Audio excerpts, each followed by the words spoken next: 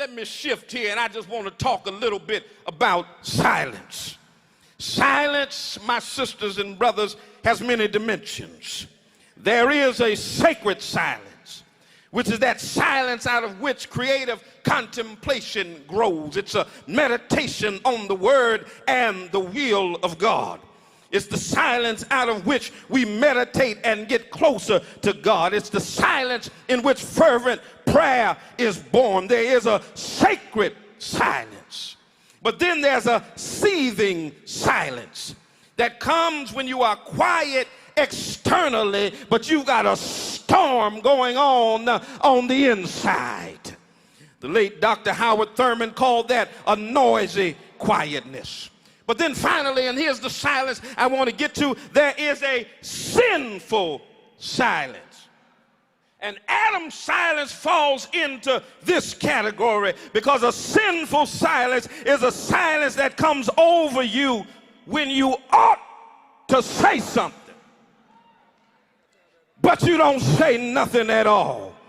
It is that silence that creeps in when you ought to speak up for God, but you sit there acting like you don't know what God said. My sisters and brothers, I fear that Adam was not only silent on that fateful day in the garden when a serpent showed up, but Adam has remained silent through the centuries. When Africans were captured and taken from their homeland, packed in the hulls of ships, sold on auction blocks, beat and killed and misused and kept in shadow slavery, Adam was silent. When Jews were persecuted, deported, and murdered by Nazis, Adam was silent.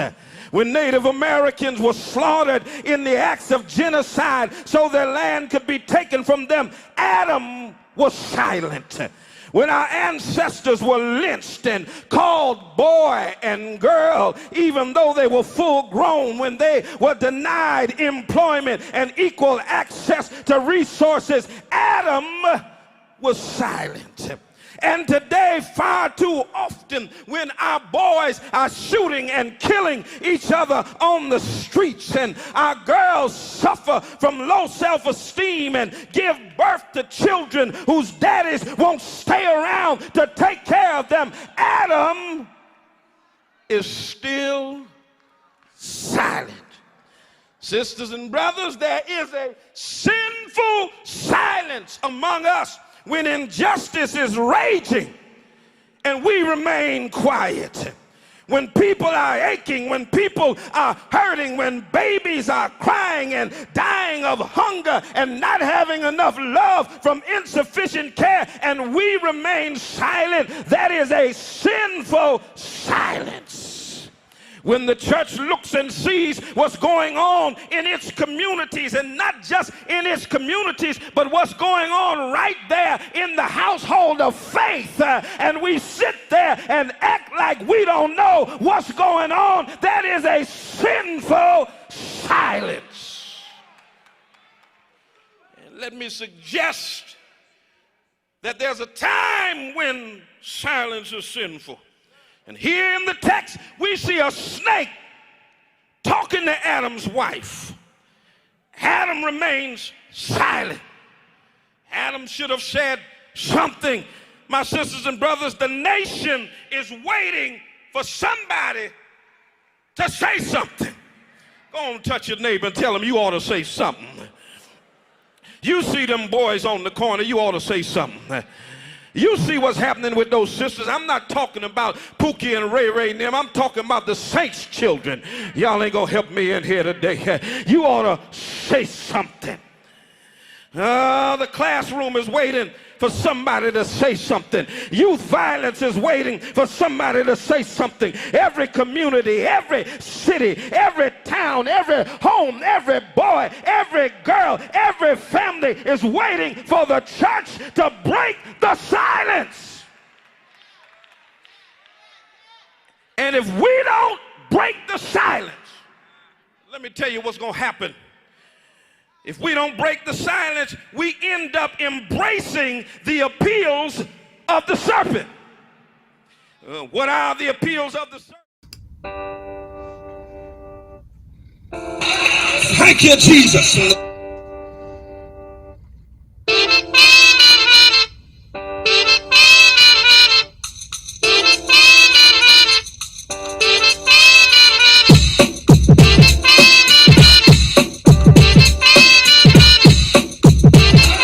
Thank you, Jesus.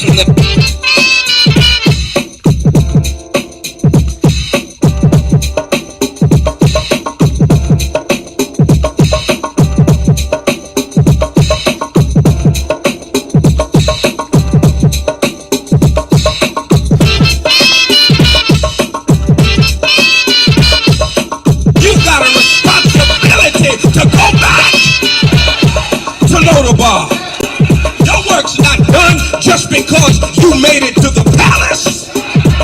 Bless the name of the Lord. But you've got a responsibility to help somebody else make it across. Thank you, Jesus. Don't pull up the ladder because you climbed to the top. Don't blow up the bridge because you made your way across. Thank you, Jesus. But reach your hand back down the ladder and pull somebody else up out of Lodabar.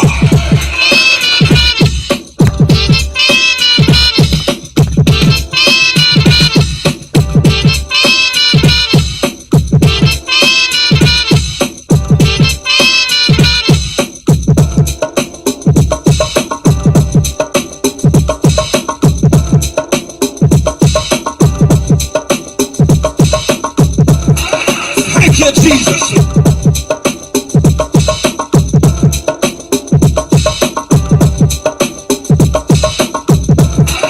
Thank you, Jesus. 90.7 WTCC. Good morning.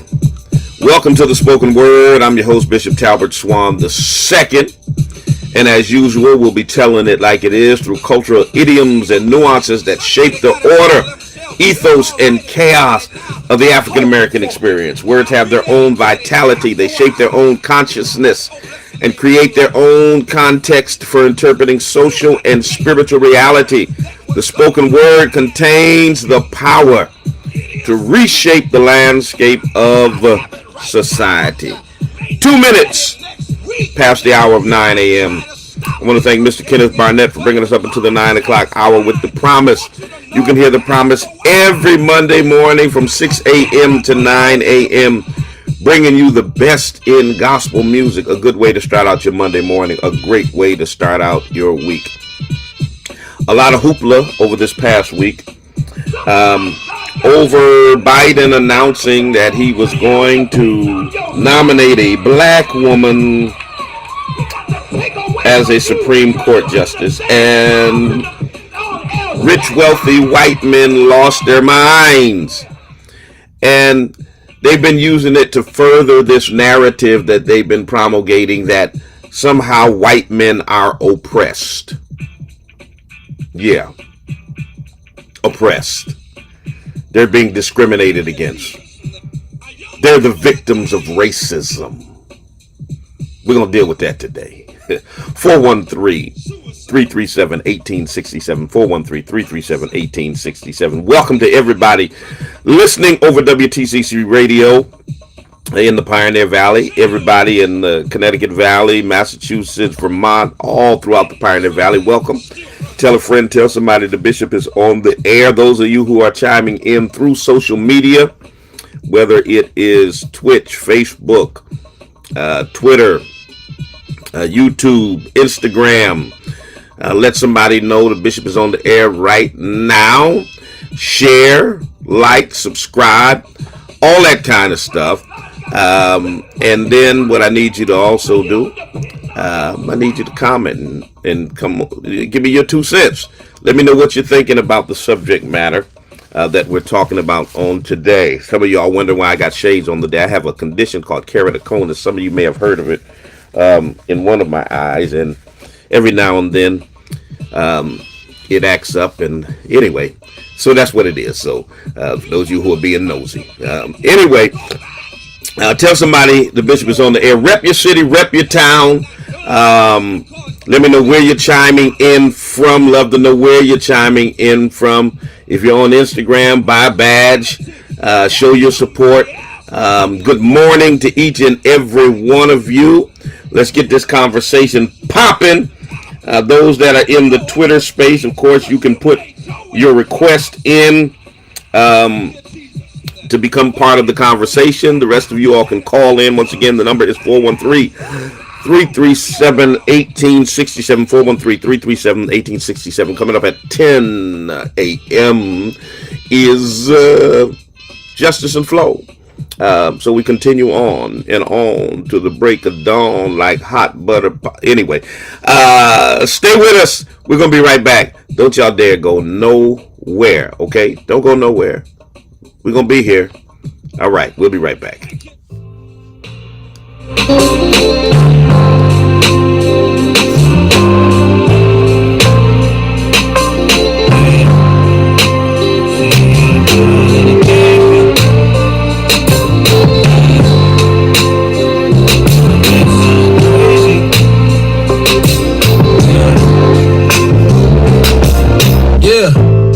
One is for all the brothers that passed, but more particularly one because it affected me drastically.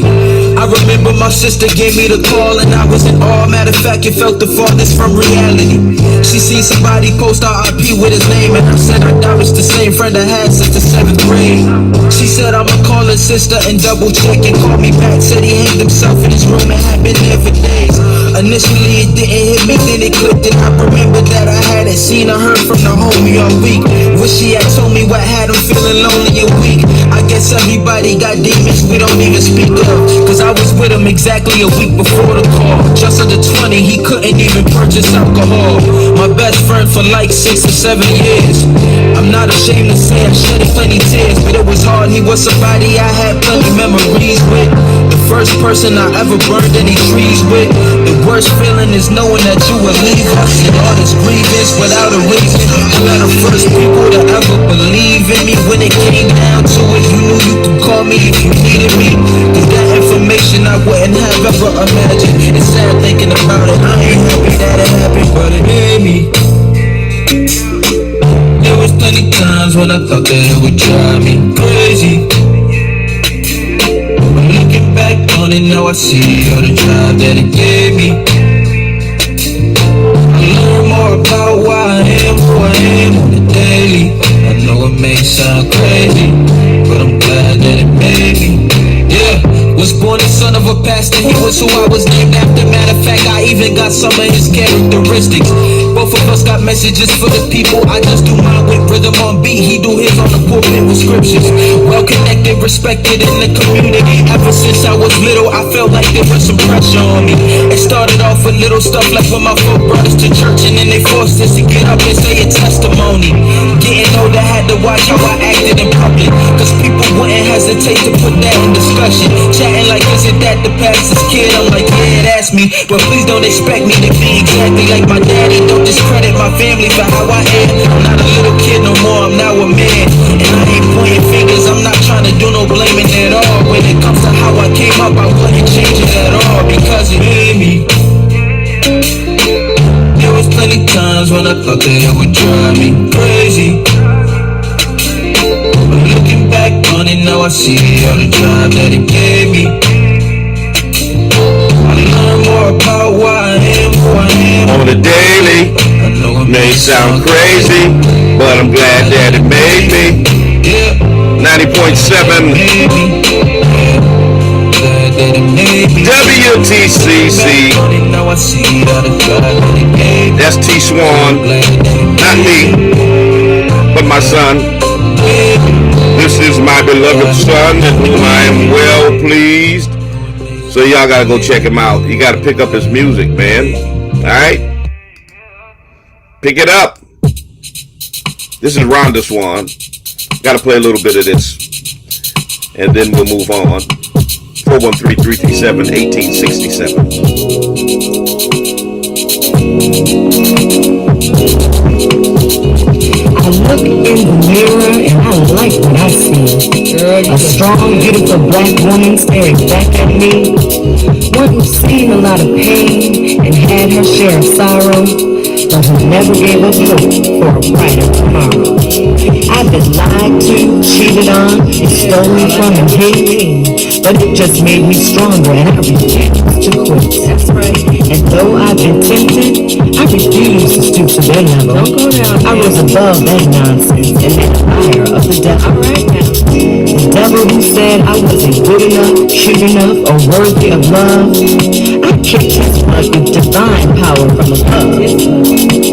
Power that says I can do all things through Christ, which strengthens me and brought me out of darkness so that I could see that I'm smart, I'm beautiful, I'm a child of the King. Abundant love for me, he came to bring. Oh yes, when I look in the mirror, I love what I see. She's looking good. That strong, beautiful black woman, that woman is me. That's Rhonda Swan speaking her mind in poetic verse. Go get that. Go get that. Anywhere they stream music, y'all need to check that out, all right? And remember, the EP I got out after the George Floyd murder, it is called We Still Can't Breathe. So check that out as well. All right, let's support one another. All right? 413-337-1867. Let's see who we got in the hizzy. Clarksville, Tennessee up in here. Maryland. I guess they don't want to tell me where in Maryland. Oh, that's Mother Green. Mother Green said, I'm just going to give you the state. I ain't telling you the city. Maryland up in the house. Mississippi. Okay, they giving states. Philadelphia is in the house. Mattapan, Massachusetts is up in here. Chicago, Illinois is up in here. Yes, Whitney, I'm still playing that song. Yes. Anchorage, Alaska is in the house. Tupelo, okay? Tupelo, Mississippi in here. Alright, they want you to know that they repping the ATL. Hotlanta, Georgia is up in the house. Hyattsville, Maryland is in here. Union, New Jersey, checking in. Yes. 413-337-1867. Rep your city, rep your town. Let me know who's from Springfield. I don't see Springfield checking in. Y'all just think I'm supposed to automatically know that y'all are on here. Is Springfield checking in up in here yet? All right. Toronto. Yes, I got a couple Torontos over here on the gram. Toronto, Canada, representing. Yes, Swingfield. Finally, y'all came through. The field is up in here. I'm gonna say, you know, my city got to be up in here. Y'all got to be in here. Yeah, but a lot of y'all are listening over the radio and you can't check in through the social media. God bless you. Glad to see every single one of you in here from whatever part of the nation or the world that you are chiming in from. Glad to have you on the spoken word. So listen up. Check it out. You know, Donald Trump, that son of a Klansman who white folks were crazy enough to elect as the president, and white evangelicals said that God, Almighty God, had ordained him to be the POTUS. He was having a political rally in Texas.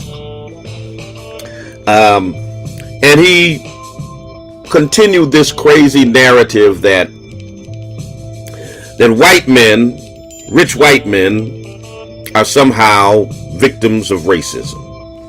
Now, you got to think about this.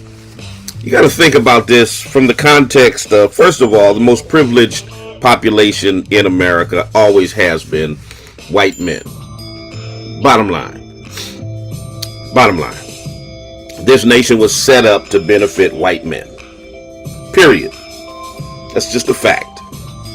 That's just the way it is. That's the way it was. It's the way it was meant to be.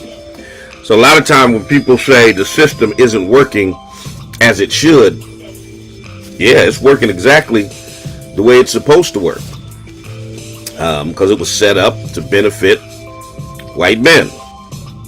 And so he was continuing this narrative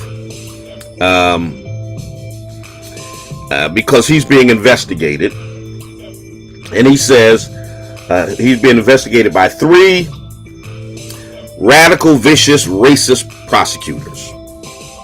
Radical, vicious, racist prosecutors. Radical, vicious, racist. There's one in Georgia, one in New York, one in Washington. What do y'all think the common denominator is of these radical, vicious, racist prosecutors? You guessed it. They're all black. They're all black. So here's a rich white dude, born into privilege, the son of a billionaire, born in the 1%, with a silver spoon in his mouth, never had to work for anything in his life. All this narrative about the self-made billionaire, give me a break. When you inherit hundreds of millions of dollars in the 70s, you're supposed to be a billionaire today. That's not self-made. Sorry. And this guy is claiming he's the victim of black people being racist. Because they're investigating his role in the January 6th insurrection and the sketchy finances of his businesses. That this is about racism. I'm the victim of racism. Think about how insane it is for a white man who was one of 46 presidents.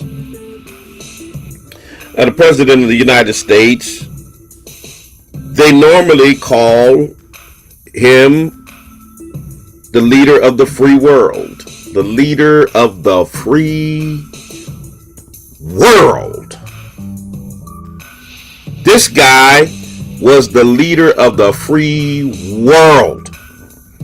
Held arguably the most powerful position on the planet. But he's the victim of racism.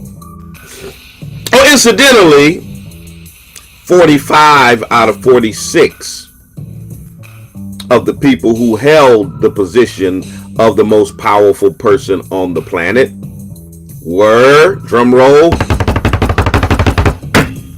white men. White men. White men. There have been 49 vice presidents of the United States, or these yet to be United States of America, as Maya Angelou would call it. And out of those 49 persons who held that office as vice president, guess what the demographic makeup was? You guessed it, 48 out of 49 of them were white men. White men. White men. I'm trying to paint a picture for you here. I'm trying to paint a picture. So Joe Biden says, I'm going to keep a campaign promise. It's just something that politicians don't often do. He certainly didn't keep several campaign promises. But anyway, he says, I'm going to keep a campaign promise. And the first time I nominate someone to go to the Supreme Court, it's going to be a black woman. Never before in the history of America has a black woman ever been nominated to sit on the Supreme Court. Not even by the nation's first black president, who had several choices. He nominated the first Latina woman, but he didn't nominate a black woman. So Joe says, I'm going to nominate a black woman for the SCOTUS. It sounds reasonable. Never been nominated in the history of America. And Joe says, it's about time that we have a black woman on the Supreme Court. I can get with that. Regardless of what other issues I got with Joe, and I got a bunch of them, I can get with that. I can get with that. And guess what happens? Guess who loses their mind? White men. White men lose their ever-loving minds because Joe Biden says, I'm going to nominate a black woman to sit on the Supreme Court. Now, the insidiousness of this is absolutely mind-boggling. Once again, as I stated, 45 out of the 46 men who have been able to nominate persons to the Supreme Court have been white men. Okay? 45 out of the 46 men who've been able to nominate someone to the Supreme Court have been white men. All right? Now here's the catch. Here's the real kicker. And it's not a surprise. It's what you would expect. It's what you would expect. There have been 115 people over the course of American history that have served on the Supreme Court. 115 persons that have served on the Supreme Court in the history of America. All nominated, with the exception of those nominated by Barack Obama, by white men. Guess how many of those 115 were white men? 108. So 108 out of 115 were white men. And remember, even the last person that Barack Obama nominated, even though he never had hearings, even though Mitch McConnell blocked him from having hearings, he is now the Attorney General of the United States, Merrick Garland. The last person nominated by the black president was a white man. But we're talking about those who were confirmed and served. 108 out of 115 were white men. So, let's recap. 45 out of the 46 people in history who've been able to nominate to the Supreme Court have been white men, and 108 out of the 115 that have served, that have been nominated by those white men, are white men. So 96% of the people who have ever served on the Supreme Court were white men who were nominated by 99% of the people who have served as president. Woo! Shallow. And, you know, I'm telling you, man, I'm telling you, it is insanity that white men are literally losing their minds over this nomination process. Now here's the thing, and we're going to bring Senator Lesser on momentarily. Here's the thing.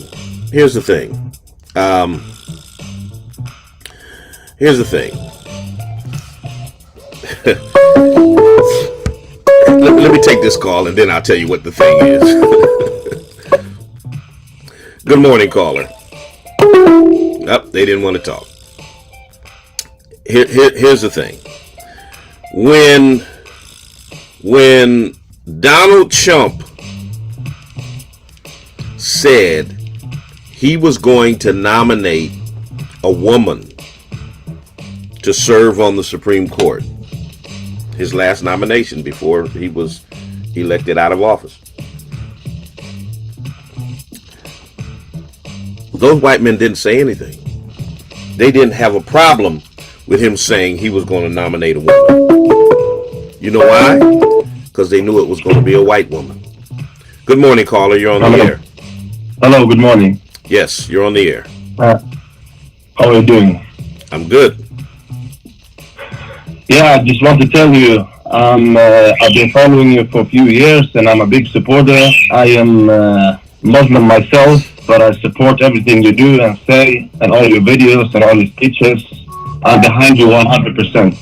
I appreciate it. I am originally Palestinian, but my family was driven out by white Europeans when they invaded Palestine in 1948. So I go through the same struggle that you people have gone through.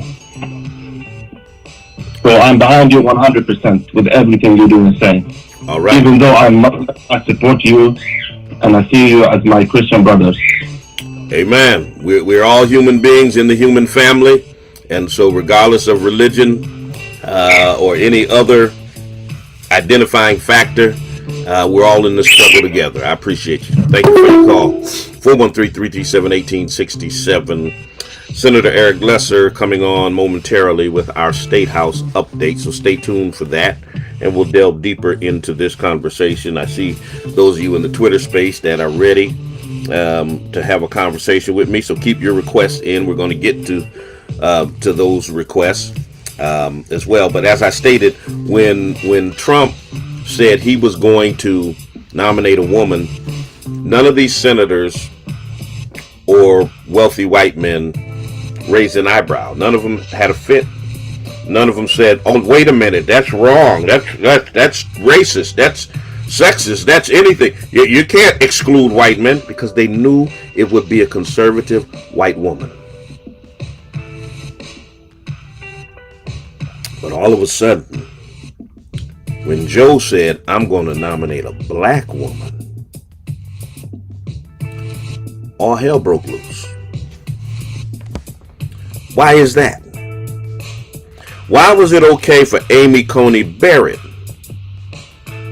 to be nominated, but not for a black woman? And here's the thing. Out of the 4 black women that are being considered by Joe Biden, every one of them has a more extensive resume and are more qualified than either Brett Kavanaugh or Amy Coney Barrett, the people nominated by Trump. All 4 black women are more qualified.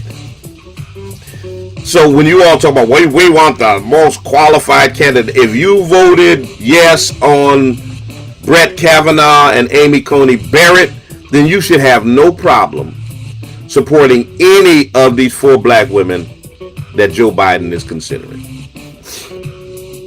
Right? course not, because they're still black women. Regardless of how qualified they are, they're still black women.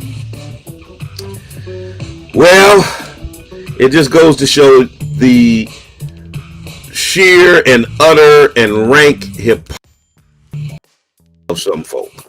Let me get the senator on. Good morning, sir. Hey, good morning. How are you, Bishop? I'm good. How are you?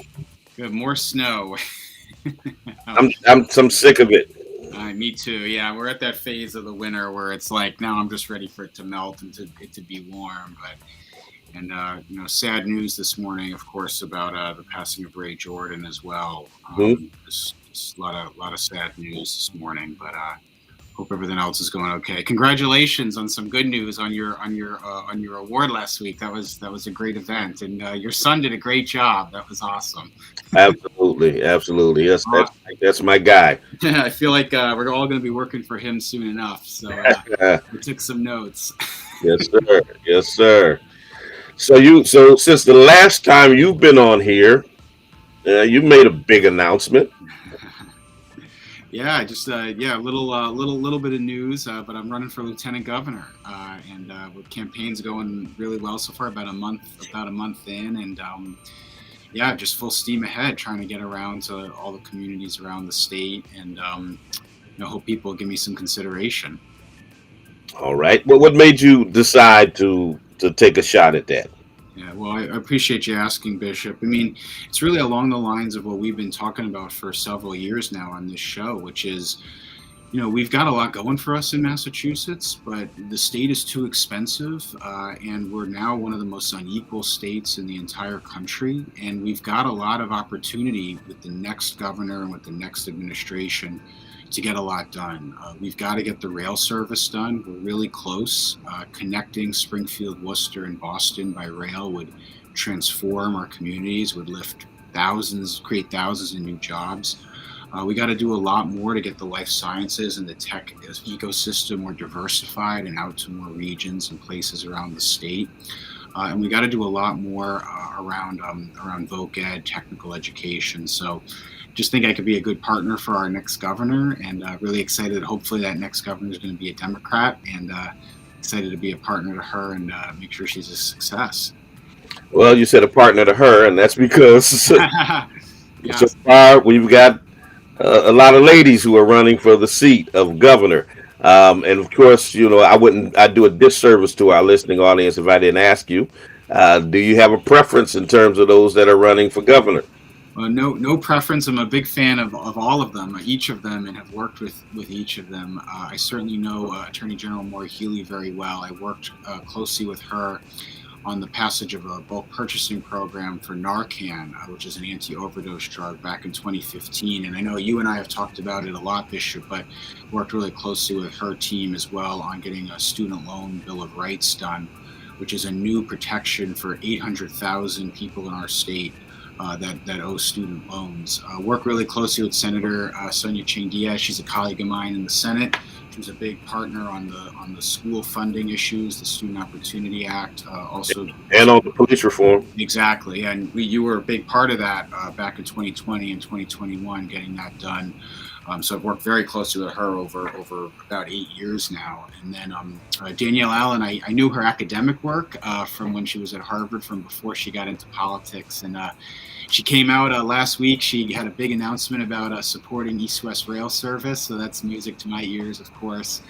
So we got a good group, and it's historic. It'll be for the first time ever Massachusetts could elect a Democratic woman to be governor, which is really exciting. Yeah, well, it's going to be some changes happening in terms of that. And then, of course, we've got that opens up the seat of Attorney General. That opens up your seat. Yep. So folks are clamoring and jumping in, for those seats as well. So we're going to see some new faces and some new blood in state government. Yeah, it's good. It's exciting. It's going to be. You'd have to go pretty far back to think of an election year that's so wide open on so many races, because you're going to have competitive governor's race, competitive lieutenant governor's race, competitive AG, competitive Secretary of State, competitive auditor's race. The auditor Suzanne Bump is retiring, and then of course you've got the local races for state senate and everything else. So it's going to be a wild. It's going to be a wild year ahead. Your phone's going to be ringing a lot. And then you've got a black woman who's running for AG. You've got of course Sonia Chang Diaz is black and Asian who's running for governor. Danielle Allen is a black woman who's running for governor. We've got Tanisha Sullivan, who's a black woman, and my partner in the NAACP, who's running for Secretary of State. So we got a lot of black women who are trying to do some big things around Massachusetts. Yeah, no, absolutely. So it's a really exciting time and younger, right? It's a new generation. It's for the most part millennials and maybe some Gen X folks. So it's a really exciting time. So it's going to be a wild election year for sure. And I can tell you, Bishop, because I've been with everyone you just mentioned. We're all together a lot at these different forums and events all around the state, and a lot of them right now are on Zoom, but several were in person over the weekend. And they're just great. It's great conversations. People are focused on the big issues: police reform, infrastructure, housing costs, you name it. So I think we're gonna end up in a good place at the end of it. Certainly, I hope I win for lieutenant governor. So if people are interested, they can check us out at ericlester.com. Okay. Give them the rest of your contact information. Yeah, so on the Senate side, certainly if there's constituents listening or people that have questions, we're actually doing a big drug pricing bill this week, try to get prescription drug prices down, try to get insulin prices capped. We're going to be doing that on Thursday. People can always call me, 413-526-6501. Again, 526-6501. They can check me out at ericlester.com on the campaign side, or senatorlester.com on the state senate side, and then they can of course send me an email, eric.lesser@masenate.gov for the official work, and eric@ericlester.com for the campaign side. All right, always a pleasure, Senator. The best on the campaign trail. Thanks, Bishop, and congrats again to you, and congrats to your son. That was he did a really great job. Appreciate that. And if you got any clout with the weather, folks, stop all this snow. I know. I'll say a prayer in Hebrew, so we'll get all our bases covered. So. Gotcha. Appreciate you. All right, see ya. Take care. 413-337-1867. That was Senator Eric Lesser, who's been coming on for several years, giving us our updates for what's happening in the Massachusetts State House. All right, let's get it crunk. Twitter space. Let's get those requests back in. We can get you on the air. 413-337-1867 is the number here. If you want to chime in on the conversation that we're having about the oppression of rich white men in America. You got folks like Trump who've been branded a racist, who's made inflammatory comments and done racist stuff for years and years. You got Ted Cruz, and y'all are gonna say he's Cuban. Yeah, he's white. He wants to be white. He's talking about how, and that's the other thing. Ted Cruz is a member of the U.S. Senate. 88 out of 100 people in the U.S. Senate are men. 88 are men, and like 75 of them are white men. No, I'm sorry. No, wait. 88 are men, and all but out of the men, you only got 2 black male senators. 86 are white men. 86 out of 100. So 86% of the U.S. Senate.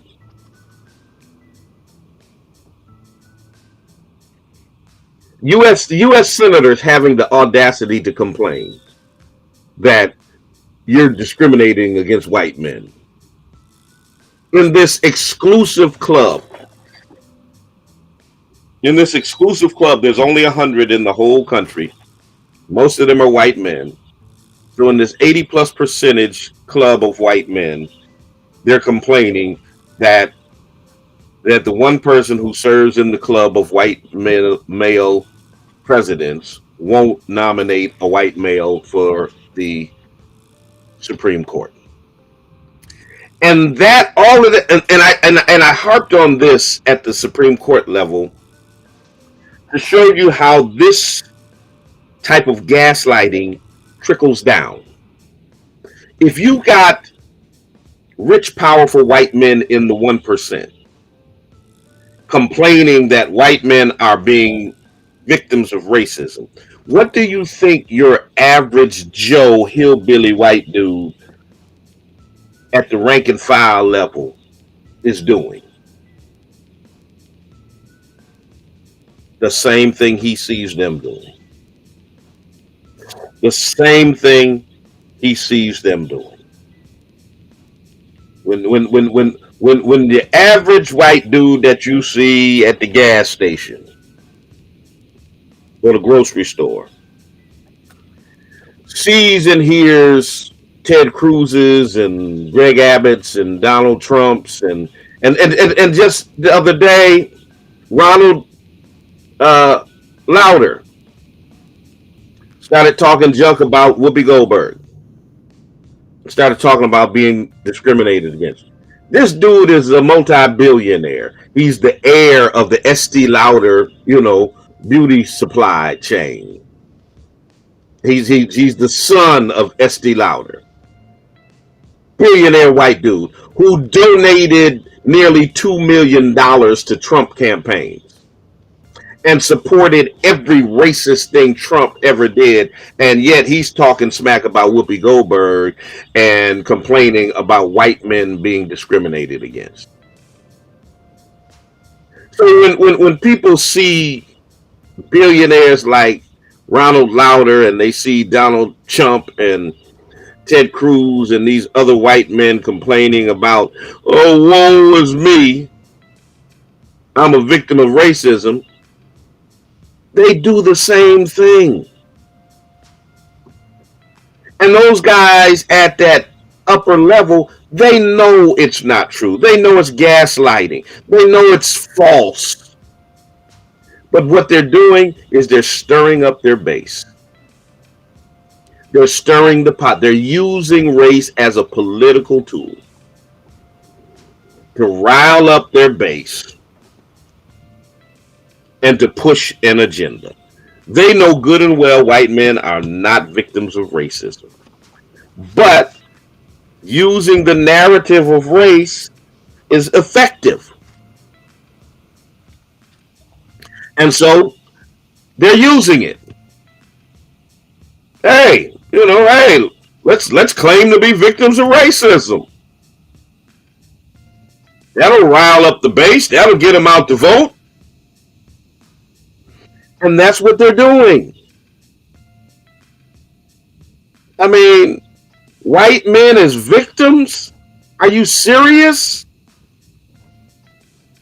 I interviewed with Cleve Woodson, who's a reporter for the Washington Post.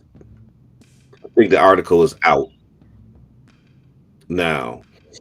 He did a story, he did a piece, an expose on this very phenomenon of white men claiming to be victims of racism. And I told Cleve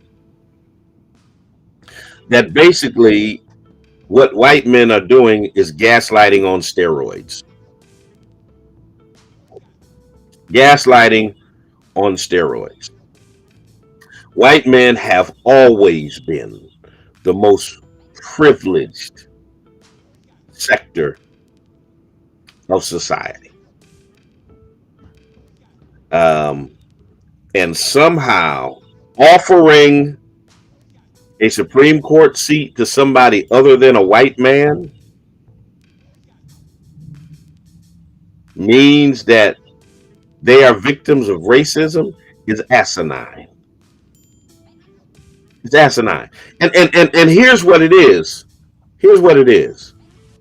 For some reason, white men think there's a problem with black people gaining privileges that they have had from birth. The privileges that white men were born with, the advantages that white men were born with, the basic dignity of being a human being that they were born with. Somehow, if black people gain that, it's being racist against them. How dare you acknowledge their humanity? How dare you allow them the basic dignity that white men have? How dare you open up the doors of opportunity and level the playing field? We ought to have an advantage just because we're white men. That's really their mentality. It's not about being comparative in terms of education or ability or ingenuity or creativity or ability. That means nothing to them. To them, it doesn't matter if you are as educated or more educated. It doesn't matter if you have a greater ability, if you have a greater acumen, if you have greater qualifications. They really feel that we ought to automatically have an advantage by being white and male. Okay? That ought to one up us. No matter who the person is. We're white and we're males. I mean, mediocre white men have made it to the highest levels of achievement in every field of endeavor simply by being white and male, and they feel like that ought to continue into perpetuity. So they have now created this narrative that if you're not going to continue this advantage into perpetuity, then we are victims of racism. Yeah, I mean they're really out in public screaming racism, pretending to be victims. It's a clown show. It's disingenuous. It's ridiculous. But it's not surprising. It's not surprising. And America seems to be okay with it. White women always support it. Remember, 58 to 60%, they vote with the conservative white supremacists all of the time. And see, you have to understand that the white feminist movement has never been truly about the equality of all women. It's never been about that. The white feminist movement has always been about white women trying to be equal with their white male. They've never wanted all women to be treated with parity in terms of how men are treated. They've always just wanted it to be level the playing field between white men and white women. We don't care what happens with black men, black women, Latino men and women, Asian men and women. We just want parity with our white male. That's why I always tell black women they got to be careful when they lock up with these white feminists. Because as Rachel Cargill said, White feminism is nothing but white supremacy in heels. They've always been a partner with white men in terms of perpetuating white supremacy. And in terms of the subjugation and castigation and dehumanization of black people. Always. So don't get it twisted. They are partners in this. And so what they have decided, it's all politically calculated. See, white folks, they don't mind if they don't care about being racist. They just care about being called racist. See, they want to be able to be racist without being called racist, because what has happened in America is it's like the worst thing you can be called is a racist, and so they just don't want to be called racist. And so what these conservatives have done is they have done a political calculation and say, you know what? Since the worst thing in the world is to be called a racist, we're going to flip it. The way the liberals and progressives and those who call themselves fighting for justice have been calling us out as racist, what we're going to do is we're going to flip the script. And we're going to use their language against them, and we're going to start calling them racist. And we're going to get our people to use the same language and to respond to our narrative. And that's exactly what they've done. And so now it's mainly racists that are labeling other people as racist. It's insane. I'm telling y'all, this upside down world is crazy. Where racists call you racist for calling out their racism. So they want to. So anytime you say, that's racism. Oh, you're a racist. You're racist for calling me racist. So Biden's a racist because he's going to nominate a black woman. They never called Biden racist when he promulgated a crime bill that caused mass incarceration of black people, that doubled the incarceration rate within 10 years after the passage of the crime bill. They never called him racist for that. But nominate a black woman to the Supreme Court, oh, that's racist. And they've thrown around that label for years, and they've gotten louder and louder and louder with it. And now it's at a screaming pitch ever since Justice Stephen Breyer announced that he was going to be leaving the Supreme Court, and they know that they're going to have to deal with having a black woman in his seat. They've been screaming it and screaming it and screaming it. They were screaming it after Nicole Hannah-Jones came out with the 1619 Project. They've been screaming it and screaming it and screaming it. Everything that is done to expose racism, to educate people on the effects of white supremacy and racism in this nation, they're calling it racist. Yeah, Angela, laughably sad. It's peak level gaslighting.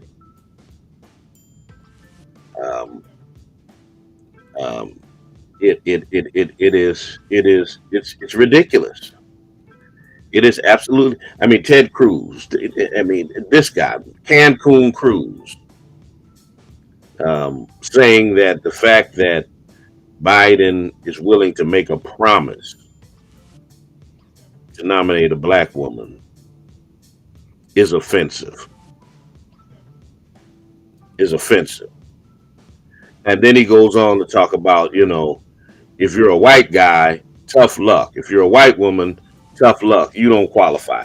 Ted Cruz didn't say jack when Donald Trump said he was going to nominate a woman and he knew that woman was going to be a white woman. He didn't say anything. And he enthusiastically endorsed and voted for Amy Coney Barrett. And the fact that the 4 black women being considered by Joe Biden are all more qualified than her, let's wait and see what his commentary is going to be. Let me get Field Marshal in the Twitter space. Field Marshal, you're on.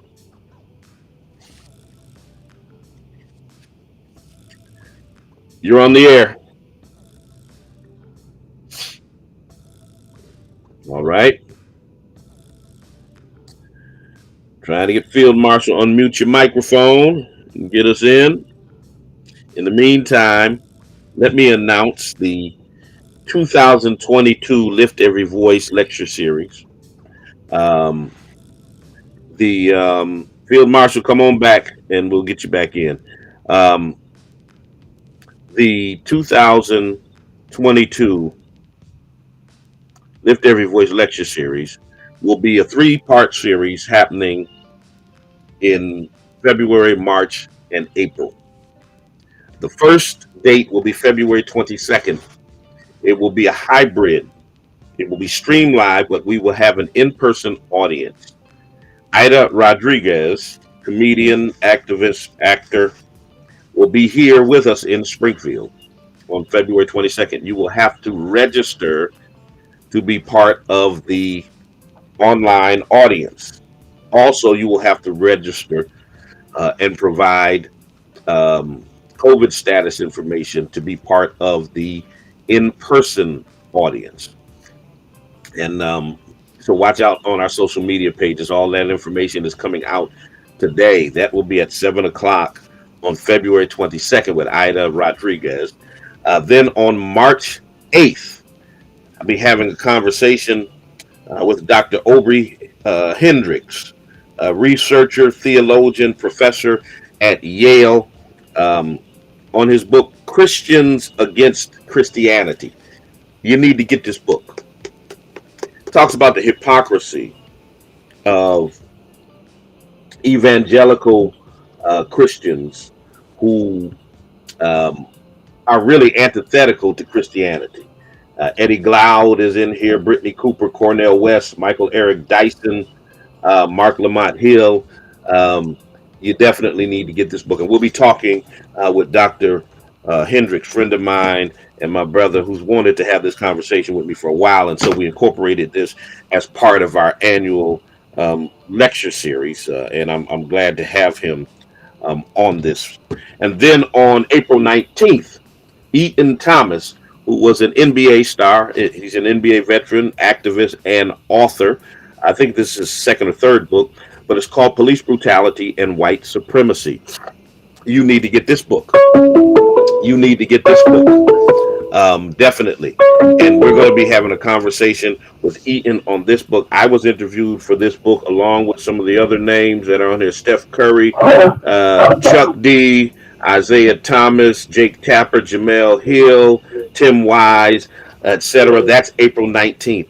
So you're going to have to register to be a part of these lectures, and all that information will be coming out today. Good morning, caller. On this first book that you mentioned about Christianity against Christians against Christianity, who's that by? That's by Dr. Aubrey Hendricks. Aubrey Hendricks. Dr. Aubrey Hendricks. Obery Hendricks. Hendricks.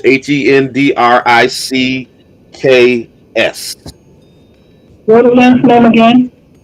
Hendricks.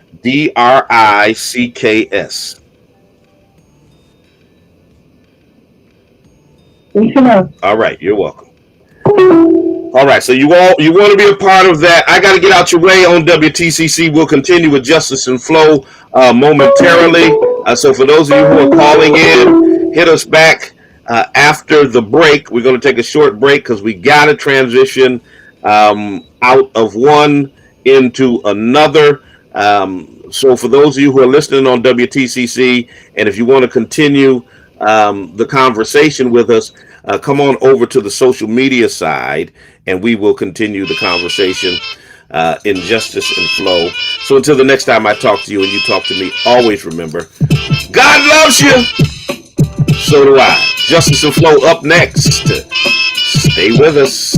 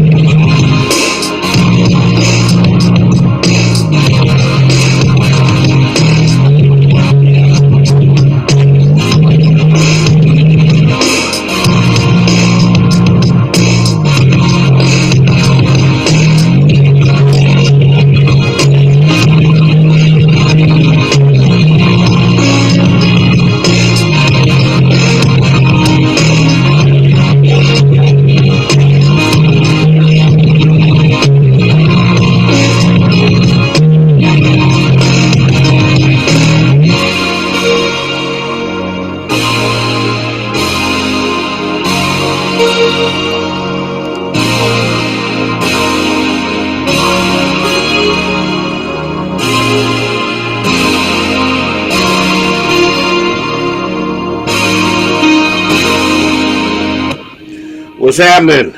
Hey, good morning. Good morning, everybody. All right. Why you Well, got your shades on? What's going on? I got keratoconus, and Yeah. so every now and then this eye becomes very sensitive to the light and waters and all of that, and it's one of those days. So it is what it is. So I suffer through it. No, it ain't. It is what it is. You can get in your prescription like that blue light protection. I Um, I have blue light protection glasses and all of that kind of stuff. But this happens probably once every 4 or 5 months, and this is, I guess this is just one of those days. So oh, okay. here with my shades on. Okay. Well, good morning, everybody. I see you, Mother Green. I see you, nephew. Good morning, everybody. I'm a little sad and happy. Of course, I was happy because this is one of my favorite times of year. I love Black. I don't call it Black History Month anymore. I call it Black Narrative Month. Because it's a very sacred time.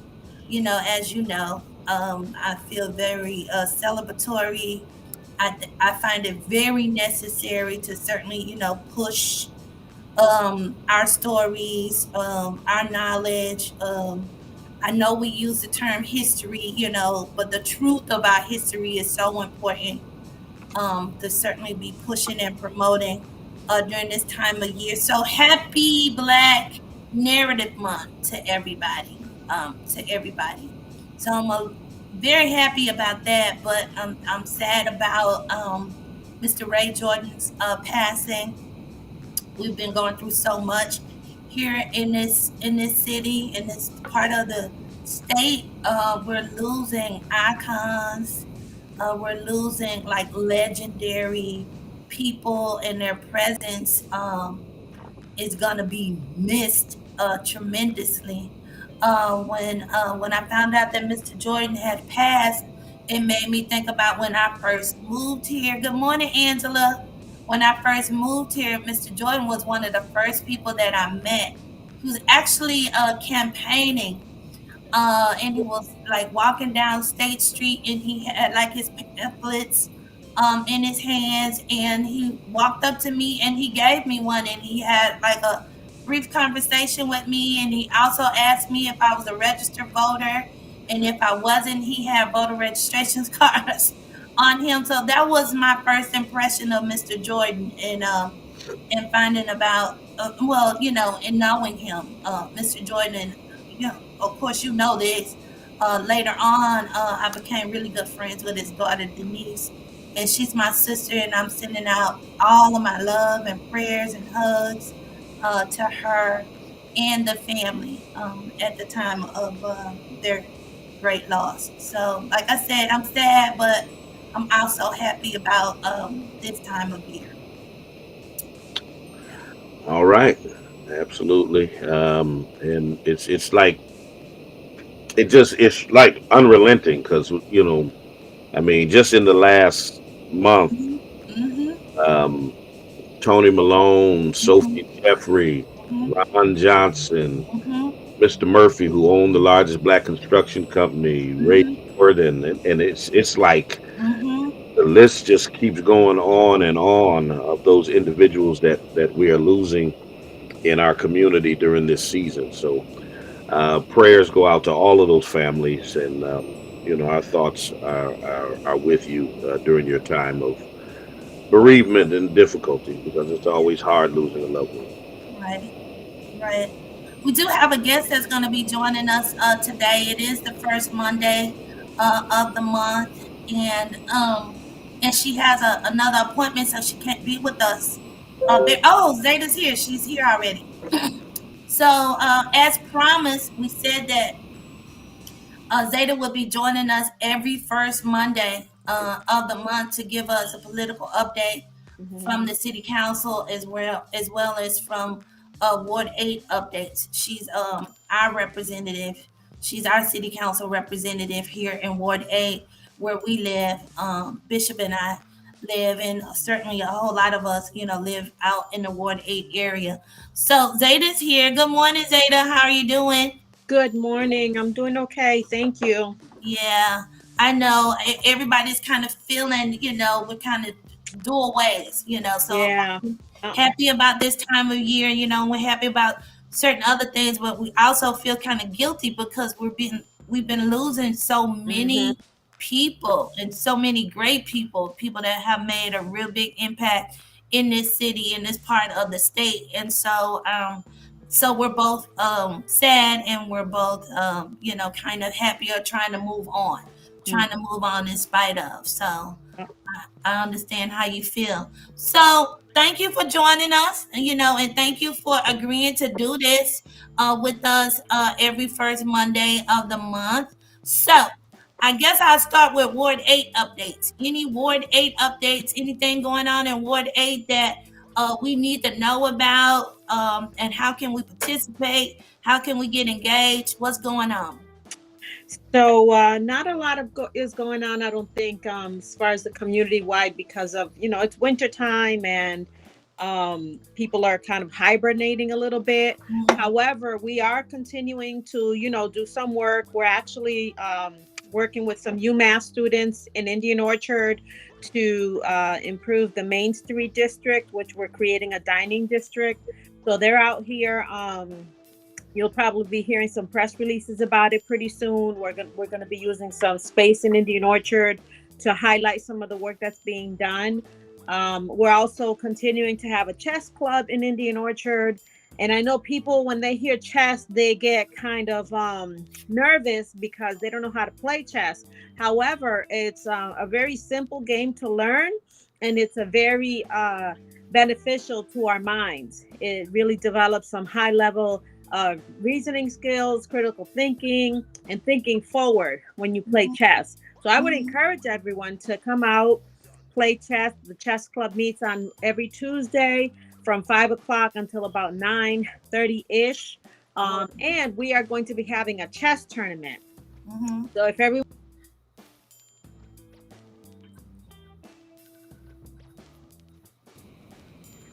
I think we lost your audio. Yeah, we did. Zayda, I don't know if you can hear me, but your audio's not working right now. She can't hear me. We lost your audio, Zeta, on the chess club. We can't hear you. She's still talking. She can't hear. I'm trying to tell her.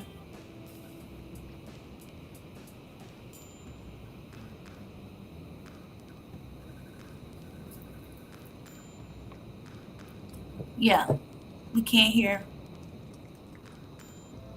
She said she's gonna come back. All right.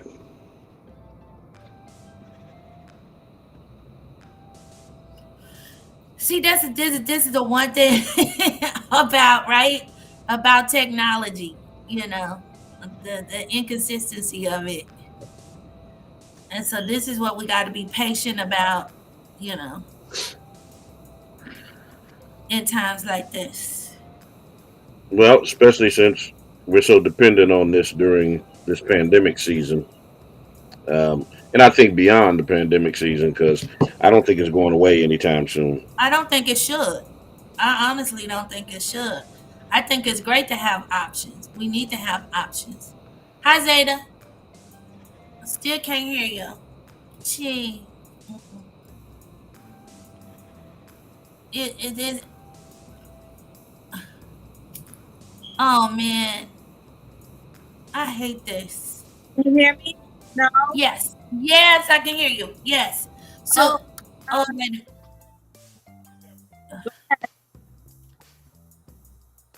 What? Okay, so it's going in and out. It's fluctuating. How's that? Yeah, I can hear you now, but I need you to go back to the chess club and the chess tournament. Okay, great. So, yeah, we're having a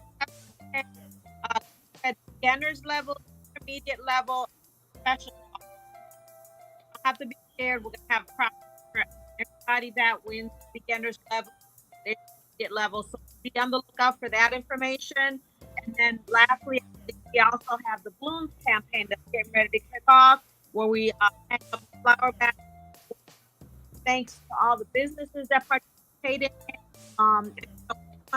Indian Orchard Ward 8 looks great, and it's for our constituents who are up in flowers. Okay, I didn't quite hear the last part. Well, let me see if I can add some questions. You might have to answer these in the chat. I don't know because the audio is not working that well. Okay. So the chess club. What are the ages for the chess club? The chess club. Let me see if I can write. The chess club is all in. We're having, I said, beginners, and those could be as young as 5 or 6 years old. If you are, if you don't know how to play chess, you could be a beginner, and Mhm. you know, be able to Mhm. play. So it's all, write that down. Okay. All right. So yeah, put that in there. I'm really hoping that we can get this fixed before you have to leave. Okay, so all ages, 5 and up. I think I heard you say. Can you hear Yeah. me? Okay. So 5 and up, I believe I heard you say. So yeah, this would be great. I think that the game of chess is a great way to not only learn how to play a game, but learn how to play the game of life. Mm-hmm. As well. I don't know how to play that well. My husband actually, taught me a little bit. He actually taught me a little bit. Well, he taught us a little bit. And I went out and I bought these fancy chess games, whatever. But it's more philosophical for me. So I love the idea that the queen is like pretty much the most powerful, and she can move any way, on the board. She can move any way on the board. And as I identify as a queen, and and I'm raising queens, right? Whatever. That's kind of the philosophy that I give them, in this game of life, and we're seeing that, right? We're seeing that as we look at what's happening in the world.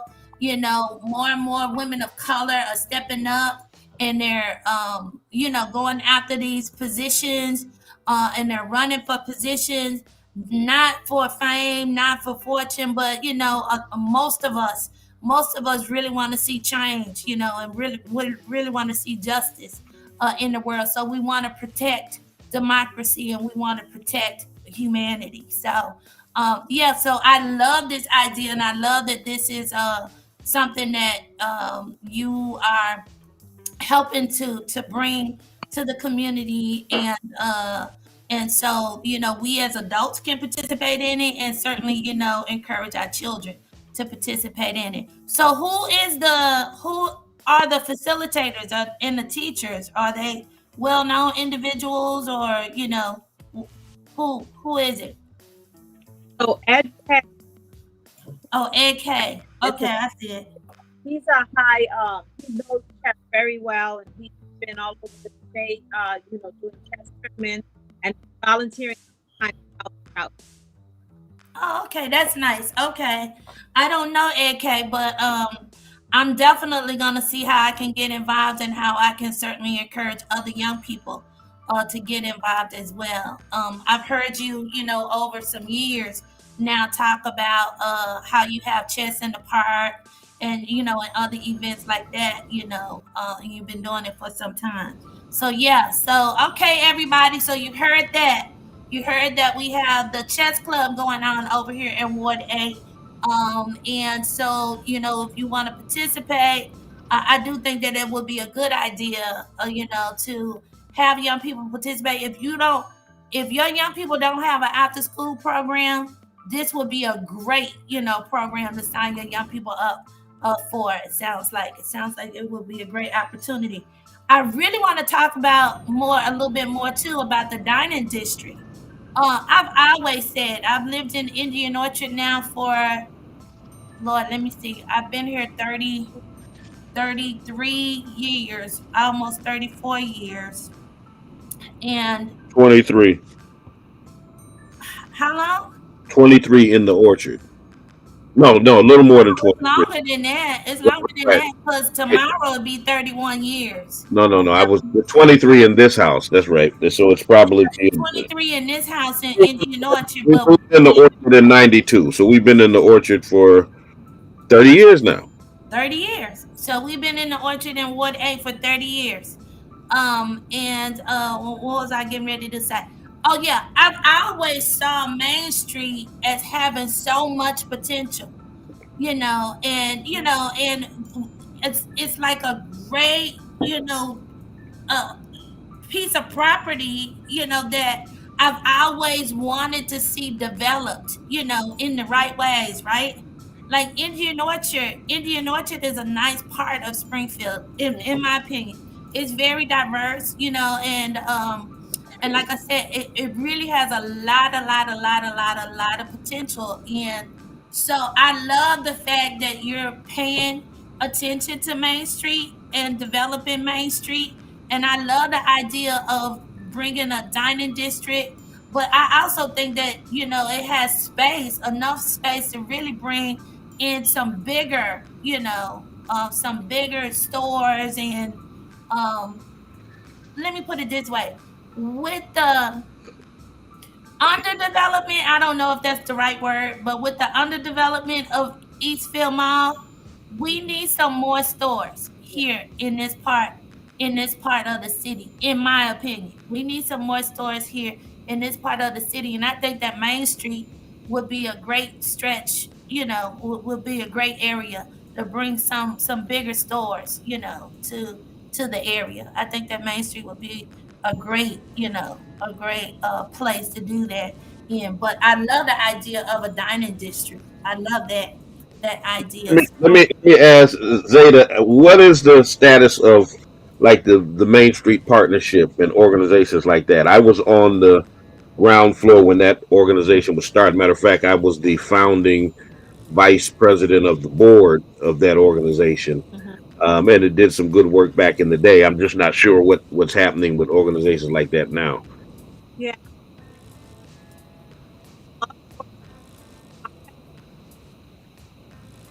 Oh, It shoot. is, uh, an orchard business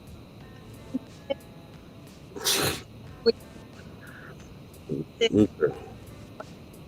You might have to put it in the chat, Zeta, because we can't hear you. Yeah, something's going on with your audio, so I don't know if you're moving or if it's or what the situation is. You may want to switch it. She putting it in the chat.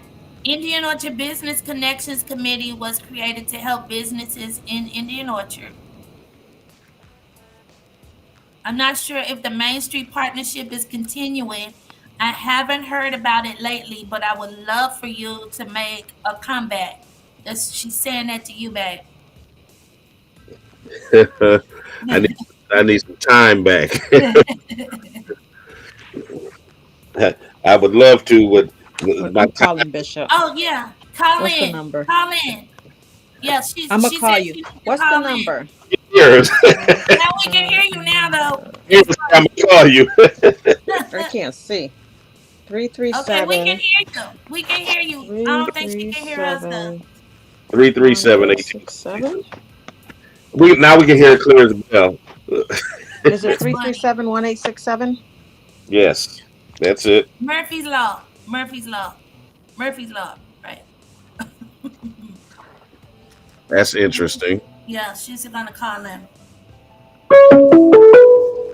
All right, let's get her in here. You're in the house. Hello, hello. Oh my God.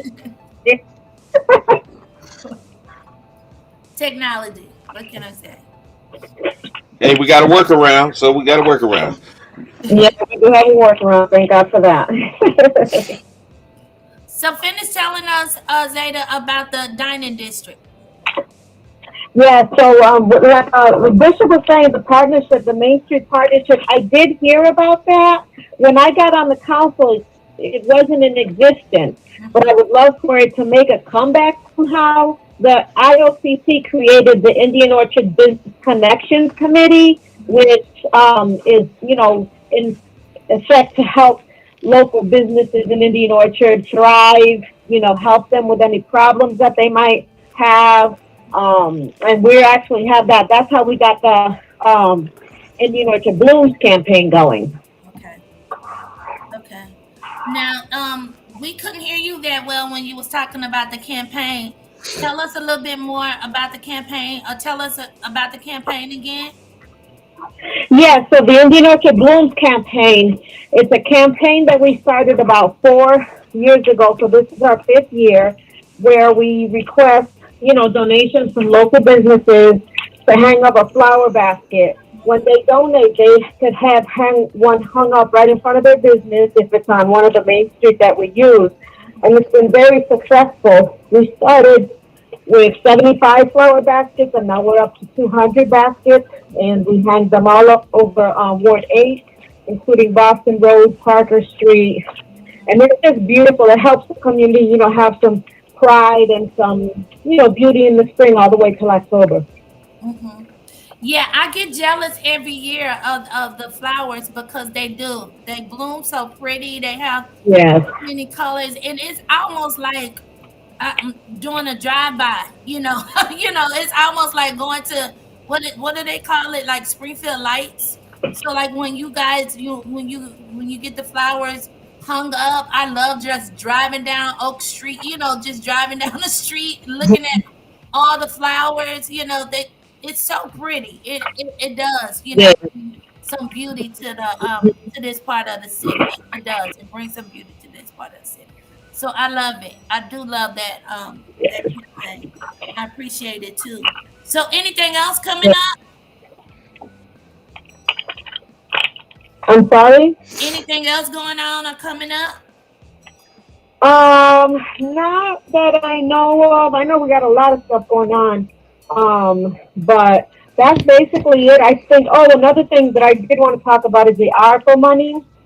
Yes. I'm thinking to have an event like Ms. Tiffany Alisea did downtown in Springfield, where we bring the community together, individuals who might want to apply for an ARPA grant, and help them write their grants, help them put them together to make sure that they can submit a successful grant to be, approved with the ARPA money that's out here. Okay. And you're doing that? You're spearheading that? The Indian Ocean Citizens Council is going to spearhead that. Okay. And do you have a date for that already? Not yet. I'm hoping it's going to start sometime this month in February. So what I'm going to do, as soon as I know the date, I'm going to let you know about it so that you can tell everybody. And of course, it's for Ward 8 and any Springfield resident that might be interested in putting an application in. Remember that individuals are eligible to apply for funds from ARPA. Seniors that need assistance and were affected by COVID are eligible to apply. Small businesses, new businesses, nonprofits, anyone is eligible to apply for a grant for ARPA. And if you don't know what ARPA is, it's the American Rescue Plan Act that President Biden put into place to help communities post-COVID, which we're still in, unfortunately. But it's money that is supposed to go directly to the community, directly to the residents in, response to the COVID pandemic. So I'm glad that you brought this up, and I'm so glad that you reminded me about this because, as you know, I've said this to you several times that too many people in our community, they feel intimidated by the process, number one, and number two, that they feel uneducated about what's going on here. So this is money that we received. How much money did the city receive so far of ARPA money? 110 million. I thought it was more than that, bag. No, we got 110 million. The state got 5 billion. Okay, the state got 5 billion. I thought we had got 127 million. Well, it's 100 and something million. Yeah, I thought it was 127 million. What is it, Miss Zeta? How much did we get? I'm sorry? How much money have we gotten has been designated so far for Springfield? So I'm not exactly sure how much has been spent already. I know that $123 million has not been spent. So we want to make sure that we access it and take advantage of it. But the first thing we have to do is we have to know about it, and we have to put our applications in. Right. So, Ms. Zeta, when you said that individuals, residents can apply, can you give us examples? Because a lot of people don't know what that means. A lot of people don't know. Well, okay, I'm an individual, I'm a resident, but I can apply. For example, First Lady Swan, if an individual, had a 2-income family, and God forbid their spouse passed away because of COVID, now they don't have that income. That person is eligible to apply for funding because the COVID pandemic impacted them directly. And even if you don't go so far as to that extreme. But for example, I have a friend who is a musician. As you know, musicians and entertainers weren't able to go out and perform and make money during the pandemic. So Mhm. those individuals are eligible to apply for funding to help them, like say, pay bills because they didn't make money with their entertainment, so now they're strapped. They're eligible to request help from the city to help them through that process. Mhm. Mhm. Give us some other examples of, like, say for instance, we have a housing crisis here in Springfield. Yes. A horrible, Hmm. as you know, housing crisis here. So a lot of people were displaced, misplaced.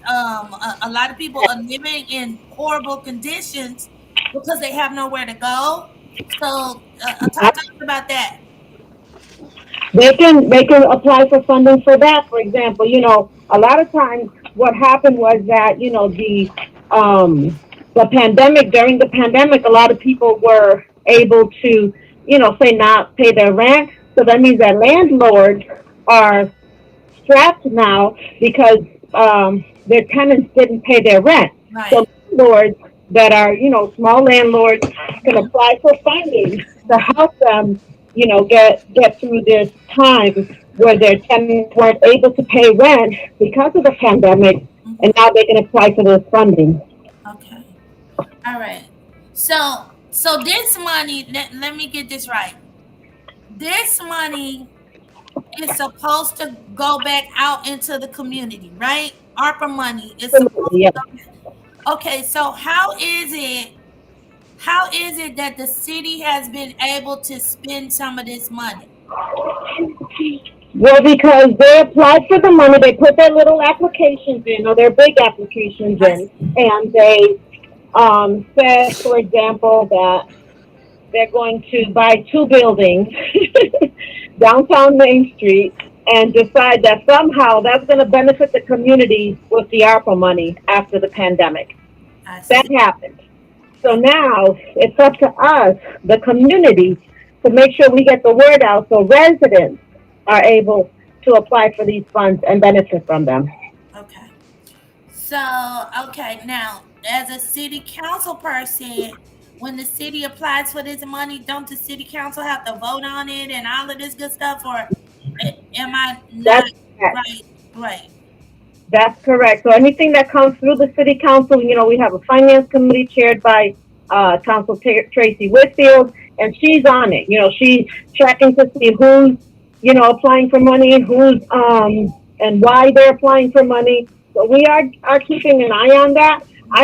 Since I've been on the city council just since January 3rd, I Mhm. haven't really seen anything like that come through yet, Okay. but I Wait, will wait. be keeping an eye on that. Let's back up because I think your question was, Cynthia, if the council had to approve. Oh yeah, I we don't don't. believe the Yeah, we council don't. has the authority to approve or veto, an application that the city puts in to spend ARPA money. Oh, okay. Right. Yeah. And I don't think that the applications come to us either. I think we see them at the end because I actually haven't seen any, and I saw that recently a whole bunch of people were approved, unless that was done before January 3rd. Oh, I see. Okay, that's okay. Um, hmm. All right. So the city can, like the mayor, for instance, can apply, for money, spend it however he want to spend it, and it doesn't have to be reviewed or cleared through the city council. No. Not that I'm aware of. No. No. All right. No. Strong mayor form of government. The city Hmm. council's authority is very limited when it comes to budgetary items. Yes. Mainly, they have to approve budgets, and annually the mayor puts forth a budget, and they can cut from the budget. They can't add anything to it. They can't change the line items. They can't do anything. So it's very limited the scope of their authority on even the city budget. It's even more limited when it comes to how the city spends federal dollars that come in. Case in point, when they just put out an RFP for CDBG money um, last week, and the city council has no say so over how that CDBG money gets spent. And they also have no say so over how this ARPA money gets spent. Oh, okay. Well, I can also see how that can easily cause a lot of conflict. Yeah. All right. But ARPA money is supposedly designated, at least I thought, for the community, and a community that's been, greatly impacted, by COVID. So if this, so, so actually, you spearheading, for instance, in Ward 8, the informational sessions and helping residents to apply for this money is a way to kind of, make sure that we are accessing the money, because, the money can just be taken by city government, I guess, and just spent however, they see fit, as opposed to, connecting with the residents and seeing what the needs are. you know, I guess that's the short of the messaging that we're receiving. Well, so here's the thing, and this is where education comes into play. Residents have got to do their research in terms of the parameters by which federal dollars can be spent. Case in point, with community development block grant money, the city is required to hold X amount of public input sessions where the residents can come and give their input in terms of how they want to see the money spent. The city is required to put out a draft action plan of how they plan on spending the money before it's allocated. That action plan is usually posted on the website and made available. Residents are supposed to be able to read that action plan, see where they plan on spending money, and then they should be able to give input to say, hey, how come no money is going here, there, and there? The problem is most residents aren't educated on what the requirements are, and they do not respond. So what happens is the city hold a public input meeting, and 7 people come to it. They put out the action plan, and nobody responds to the action plan. So the city technically has complied with all of the federal requirements for community input, but the community either doesn't know or is apathetic about the process, and then they complain about the process after the fact. When the city can say, hey, you know what? We had the public input sessions. We gave you an opportunity to give your input. We gave you the opportunity to lobby for certain organizations to get money, and y'all took no interest in it. And so we put out the action plan on how it was going to be spent, and that's how we're going to spend it. Well, can I be honest with you? And I'm speaking as a resident, right? I'm speaking as a resident that lives with somebody who has this knowledge. Who has this knowledge, who has that education or whatever. But I didn't know that. I didn't know that. And I'm speaking as someone with 2 master's degrees, very involved in the community, and this, that, and the other. And if you didn't tell me, or if I didn't know, I mean, in other words, I didn't know before, some time ago. But nevertheless, I didn't know that. I mean, that's just not given information, is very well hidden from the community.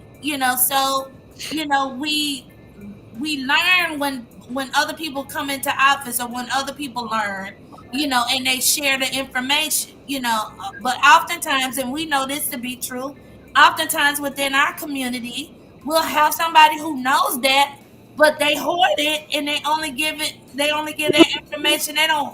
They don't share with the whole community. They only give that information to those that they want to be able to access, that information, or those monies, or those funds. But we know that to be true, but the whole community is never informed. But that's been like that, since our existence. It is, it's hidden. Voting. You just don't go to the website and see that on the website, you got to navigate through it. You got to navigate through it. You got to know what you're looking for, and all of that kind of stuff, or whatever. And I mean, but most people don't even know what you mean when you say CBG, community block grant money. Yeah, G money. G money. you know, G money. yeah, most people don't know what you're talking about when you say Like, CBG money. sound like a rapper. And all of You that is gotta remember the letters. just like voting. They don't want you to vote. They don't want you to see Absolutely. the site that we're having. All of this, like you're talking about, the website not being easy to read, is by design. You know, By design, Ms. Zeta. Exactly. it's That's about my point. educating people, encouraging them, and making them go to these things and be on the lookout. But listen, I have to get to Springfield College, Yeah. so um, I'll talk to you guys later. Thank you so much for this time and for your wonderful community knowledge sessions that we have these days. Thank you, Ms. Zeta. I'll be in touch. Thank you so much for your information. Have a good day. Bye. But babe, getting back to you though, like I said, I do think, like Miss Zeta just said, I do think that this is by design. I think that the information that we need, the information that we need oftentimes in our community is often suppressed, just like the vote is suppressed. You know. Yeah, well, and see, that's the reason why I said people have to do their. In an ideal world, um, the powers that be would be very diligent um, and deliberate about continuously pushing information out there, pushing it, and trying to do all they can to make sure residents know all the information that they need to know. But the reality is, they do the bare minimum to comply. So if the rules say that I must notify the residents through one of these three ways. I must post it in a newspaper, put it on a website, or send a mailing out. Then they're going to do exactly what that says. Okay, we're going to post it on the website. Okay, so we complied with that. Now, in an ideal situation, you're going to do all three of those plus some more. Plus, you're going to have sessions. Plus, you're going to go to the neighborhood councils, and you're going to go here, and you're going to go there, and you're going to push, push, push. But if compliance is all I got to do is put it on the website, or send a mailing, or whatever, I know that, like, and we keep talking about G money, CDBG money. Um, I know that every year around RFP time, I get a letter in the mail about the RFP. They sent it out last week. The letter's in the mail. It's on the website. So um, and certain people will look for it every year. Others don't know about it, and ideally, we'll try to get that information to them, but they're going to do the bare minimum to comply, and that's the unfortunate reality of the situation, and that's where I put the onus on members of the community to do your research. Here's my problem with I got a problem with the powers that be. My problem with the community is this: we do what's necessary to find out about unimportant stuff. All right. If there's a Jay-Z concert, if there's a this or a that or that, we find that stuff out. We can every day somebody is sending you something, they're texting you some foolishness about, look at this on Instagram, look at that on here, look what Kanye said or Cardi B did. If we got so much interest that we can find out about these non-important, trivial matters, then what is wrong with us when it comes to the important things that affect our community? We're always complaining that we didn't know. Well, I can't argue with you on that one. You speaking the truth with that one. I mean that's my thing. I mean, Well, my because we've mastered in like you said, we've mastered in the minors, and we've mastered in the insignificant. We've mastered in the unimportant. We're mastered. listen. We If if the government is Then saying, they're irrelevant. And the reason why I say that is because we've been conditioned. We've been conditioned. I'll use this as an example, and I know some people are going to disagree with me, but this whole Supreme Court thing, a black woman, being nominated and named and this, that, and the other, to me, it ain't nothing but an intentional planned distraction. Like we're all caught up in that right now, and we done got completely off of what the bigger picture, the more important matter is, which is voting rights. well, um, my thing is this: if the government is saying, hey, we sent Springfield $127 million. Hmm. Y'all need to line up and get your money. Um, The government didn't say y'all need to line up and get your money. I'm of course, let me do my preacher I thing. know you being Let me facetious. do my thing here, okay? So they said, line up and get your money. Um, and these Negroes are like, we didn't know they was giving away that money. But if the new Jordans come out, niggas is lined up. Excuse me. Whoa, you said, babe, watch it, watch it. They lined up around the block, Lord have mercy. around the block to get the God. newest sneakers or the newest Apple iPhone come out, and they lined up around the block at the Apple store. So my thing is, when it comes to these minor, less important things, we get that info and we fall into action. But when it comes to important things that impact our community, we act completely oblivious to what's going on.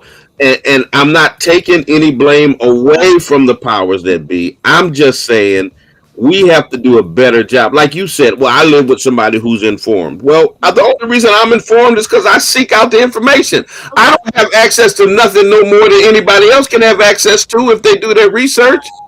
Well, well, I, the, well, when I say, I mean, there's certain things, for instance, that you might be more informed about. There's certain things that I'm more informed about, or whatever. So I'm not saying that I'm not seeking out the information as well. I'm just seeking out different information. You Right. I'm just saying whatever we have access to, everybody else does too. So it's not like it's some hidden stuff that I only had the key to. Everybody. But I'm not saying that. What I'm saying is though, you I guess what I'm saying is other groups don't have to do the kind of digging. Other groups don't have to do the kind of digging that we do. That's one thing that I'm saying. And I am saying that it is purposeful and it is intentional. The way that they Well, case in point. hide, some of this information. Case in point. Whatever the case may be. And like I said, babe, it's not necessarily education all the time because sometimes you don't know what you're supposed to be looking for. So how do you know to even be looking for something if you don't know what you're supposed to be looking for? You Well, understand what I'm saying? some things are by default. Yeah. Like, so I get the letter in the mail that says the RFP came out because I'm on the mailing list. Once you get on the list, you get all the stuff. How did you get on the mailing list? So let's go back to that. So that was from researching way back in the beginning and putting in an RFP, and so your name gets Okay, so what is an RFP? request See, for that's what I'm public. saying. See, But the point I'm getting I to, don't even know what that is. the point I'm getting to is just like I don't people even know what that is. added to the list because they sought out. If you go to the Mass Mutual Center and you buy a ticket to the Babyface and Kim concert that's coming up, you're going to be put on a mailing list, and everything that Mass Mutual Center has from then on, Yep. you're going to get, whether you like it or not, you're going to get Well, information on it. Once you get on that list, you're going to continuously get information about it. I'm just saying that we have to put ourselves in the position to get the information. okay. Yeah, but I also think that if you don't know what you're supposed to be looking for and what mailing list you're supposed to be getting on, that again, that's suppressive and oppressive systems that we're dealing with. And so again, not to defend some of our, I guess you want to call it laziness or whatever. Yeah, sometimes we're lazy when it comes to things that are important to us. And that's where I believe in holding powers that be accountable, but sometimes we have to hold ourselves accountable as well, and we've got to stop automatically Hey, okay, taking let's blame. if my grandmother was still alive and she lived here in Springfield and she suffered greatly under the guise of this pandemic, right? And the city received money, and this that, and the other. I could tell you right now that my grandmother wouldn't know the first place to start, the I first wouldn't blame your grandmother. I would blame those that are around her who should have the information to be able to help her. okay. Okay. I mean, because the same phenomenon exists in a white community. You got some white grandmother who's not technologically savvy, who wouldn't know one way or another how to access anything, but she got a grandson or a son or somebody around her that'll say, "There's this available, and we're going to access it for her." Yeah, but they're probably also getting mailings and all kinds of, other things sent to them too. Through other systems, through other organizations that are out there, or I whatever. get, I get it, babe. But once again, I'm saying again, when you have a public meeting at Rebecca Johnson for the black community to give input on how we're going to give away this money, and six people show up, the community has to take some responsibility for that. Yeah, Mother Green, a RFP is a request for proposal. So Mother is asking what a RFP was.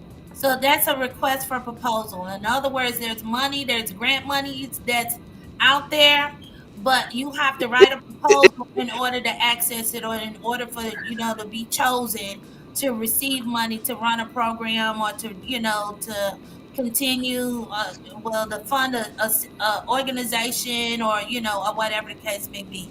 So It's kind of like, babe, depends on what the RFP is for.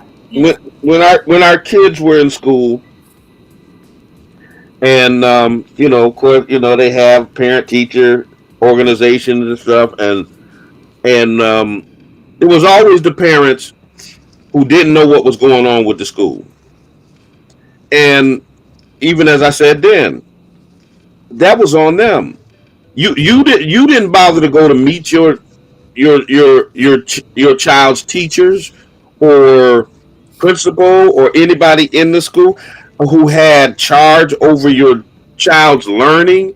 You didn't bother being involved with the parent teacher organization or nothing. Nobody knew who you were or anything like that. And we all know that the more active a parent is, the more That's for the students. and the more careful they're going to be with how they handle that Oh, student absolutely. as Absolutely. as well.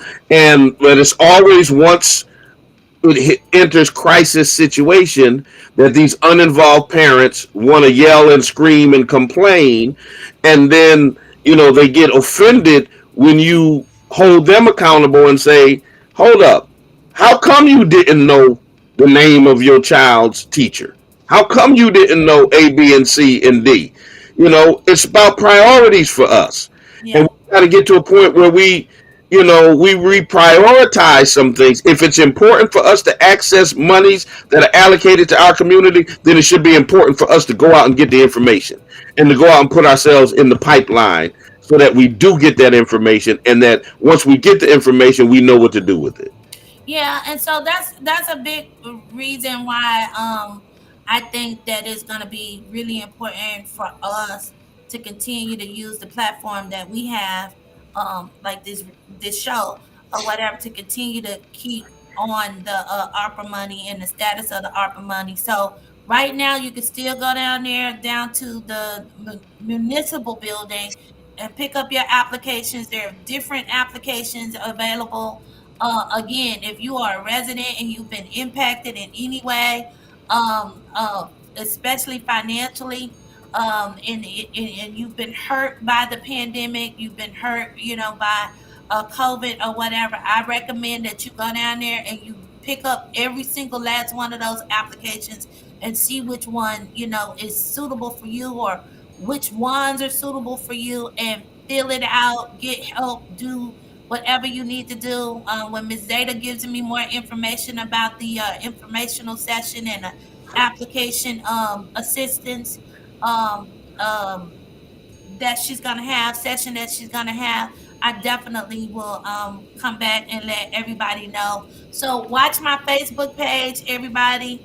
Watch my Facebook page, Cynthia Davis Swan, for those of you who are not friends with me. So watch my Facebook page, certainly, and I'll accept you as friend or whatever. And so we'll do that. You can also watch Miss Zeta's Facebook page, which is Zeta Govan, Govan. So go and connect with her Facebook page as well, and I'm sure that the information will be there too. But I did want to say this: Tracy Whitfield and Justin Hurst, they do a good job using their Facebook page too to put information like those RFPs, babe, that you mentioned, the CDBG grant money, all of that. They do a good job, putting it up on their Facebook page too, trying to keep the public aware and educated on, what's going on out there as far as things like that as well. So definitely. Which means once again, we've got to be trying to access the platforms of people who have the information or who are trying to provide us with the information. Right. So again, Tracy and Justin are really, really good about that. And also on the school committee level, Denise and Latonia are really good about keeping us abreast and keeping us informed as well. But also, go to the city council meetings, attend the city council meetings, Right? attend the school committee meetings. That's something else that we can do as well. That's something else that we need to try to do. If we can't make all of them, at least put on your calendar to try to do bi-monthly meetings, or make 6 meetings a year. But again, be engaged, be concerned, and keep up. Keep up with the information. And when you don't know, ask, ask. Don't be afraid to ask. We're all kind of ignorant to all of the stuff that's made available to us, or whatever the case may Here's what be. I know. Here's what I know. And and and, So, and, but ask. and I get there's definitely a disparity in terms of access issues. Black families having access to a computer, to the internet, to this, that. Those are disparities we have to deal with. But I want our people not to make up conspiracy theories as excuses. And what I would mean by that is the city is not out there um, providing some secret pipeline of information to white folks that is not providing to us. When the city puts out an RP on the website, that's how everybody gets access to it, no matter where you are in the community. And so we got to stop acting like, oh, y'all told the white people, like they made personal calls to them, but didn't tell us. No, they got the information the same way we can get the information. We just got to be more diligent Sometimes, and deliberative about getting it.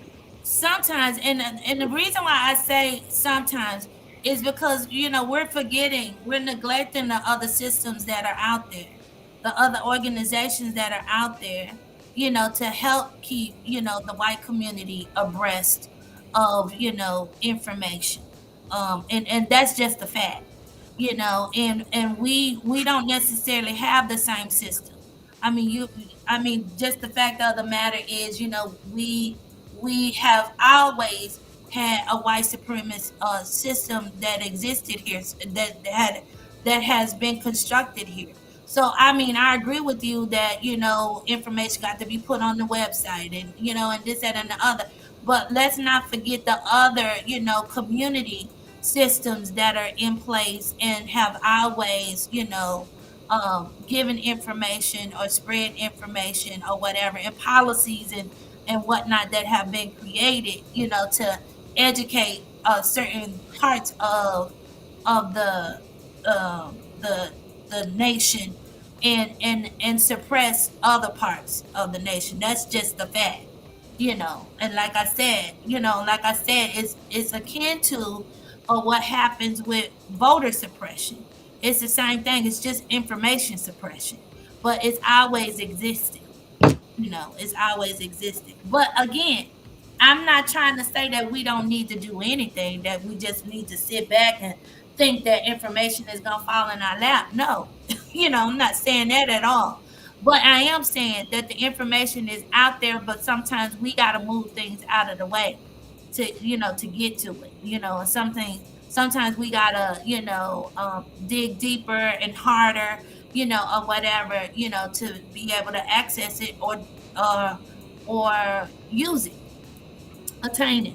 So I just wanted to say that. I also, before we end the show today, it's 11 o'clock. Before we end the show today, I wanted to, kind of go back to my earlier statement when I said that the Supreme Court nomination of a black woman is a distraction. I listen. I'm a black woman, so any strides that we make as black women, I'm down for. I believe in, and I believe that a black woman should have been on the Supreme Court ages ago. However, I do believe that this is a distraction in this respect. The fact that this black woman would be filling the space of a liberal white man, and it's just one position on the Supreme Court when it's so heavy conservative, right now. I just really believe that this Supreme Court nomination is very symbolic, and I'm all down for symbolism, or whatever. We got a lot of symbolism going on. I'm just sick of the symbolism. I'm ready for some real meat now, and I mean, I need for some things to really get done. I don't want some temporary feel again. I need the voting rights bill signed, permanent, placed in the Constitution, or whatever, police reform, reparations, whatever. We need some like real meat of the black agenda instead of, more symbolism and this, that, and the other, where no real policy change we have to look forward to. Yeah, a black woman sitting on the Supreme Court is a nice look. It's nice for the optics and this, that, and the other, but nothing real, no real meat for the greater community. And so that's what I'm a little sick of, and that's why I called it a distraction. We're getting caught up on that, and we're forgetting about those things that are more important to the greater good to the black community. I hear you. Yeah. So I just said that, I just wanted to make myself clear with that. And it's two more things I wanted to do today, with it being the first Monday of Black History Month. I definitely wanted to do a Black History moment. And I also just wanted to put this out there, back, how I believe it was it Southern Connecticut State University? I'm forgetting now, because it's several ones, but that white sorority that um, basically was suspended. Thank God they were reprimanded and suspended for mocking the Zeta Phi Beta, the local undergraduate chapter there on the campus of Southern Connecticut State, I believe it was. Southern Connecticut State University. And I just wanted to shout out my sorors. I just wanted to shout out my little sisters out there at Southern Connecticut State. Y'all really showed class. Y'all really showed um, finer womanhood, which is what we're all about in the sorority. And I just wanted to shout you out and say, job well done in the way that you responded.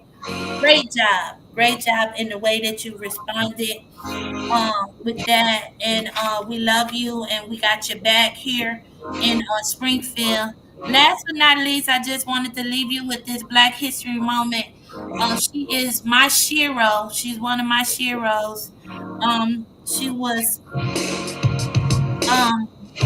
born October 6th, 1917. Her name is Fannie Lou Hamer. She was an American voting and women's rights activist, community organizer, and leader in the civil rights movement. She was a co-founder. This is what I love about her. One of the things that I love about her, and vice chair of the Freedom Democratic Party, which she represented at the 1964 Democratic National Convention. She was a womanist, not a feminist. Notice that I said she was a womanist and not a feminist. Listen, she was one of my sheroes. If you don't know Fannie Lou Hamer, she did a whole lot more than said that I'm sick and tired of being sick and tired. But she was an amazing woman. When she went to the Democratic National Convention, she was called an uneducated nigger. She was spit on. She endured a lot of great pain, but she got some things done. And so I just wanted to pay homage to Miss Fannie Lou Hamer. Okay. All right, bye everybody. I know that you got to say the word. I got to say what word? The one you just said. What did I say? The one you said ooh when I said it. What did I say? You said the N word. I did say the N word. I did. I said she was called a nigger. She was called a nigger. Those white men in Congress called her a nigger. They called her an uneducated nigger. Ooh, you better watch it. They got it on tape. All right. We got to go, y'all. Y'all excuse me being off camera. I've been wiping my eye this whole time, so I ain't want to look crazy. Until the next time we talk, it's all puffy. Till the next time we talk to you and you talk to us, always remember, God loves you. So do we. Peace.